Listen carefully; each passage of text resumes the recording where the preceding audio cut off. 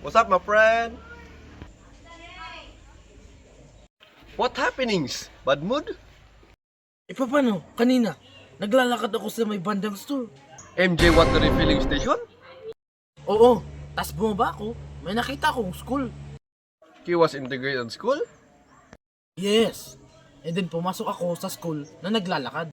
And then... May babae akong nakita. Nag-drive. Di ba ang babae para sa kusina lang dapat? May kasabihan kasing ang babae ay para lang sa kusina at ang lalaki naman ay bagay sa kotse. Pero ang tanong, totoo ba ito? I don't know. My friend, ang babae ay hindi lang para luto. Weh. Kaya din nilang magturo, maglinis, at magbuhat ng pabigat. Just like me and you? At kaya din nilang pailawin ang mundo mo. May kakayanin silang matuto, magdesisyon, at mangarap, at tulad ng lalaki. Makes sense. Yes, ang lalaki naman ay may kakayahang magluto, maghugas ng pinggan, at kaya kanilang pakiligin.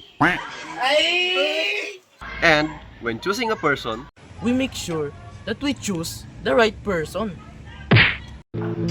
walang gawain na may label na pang lalaki o pang babae. Ang tunay na sukatan ay kakayahan, hindi kasarian. Sa pagkakapantay-pantay, nagiging malayang lahat. Igalang natin ang bawat isa. At yun ang tinatawag na gender equality. Gets?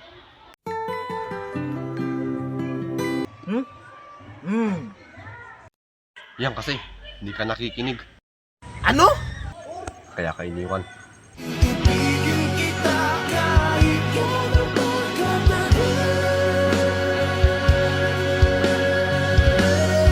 Aray mo!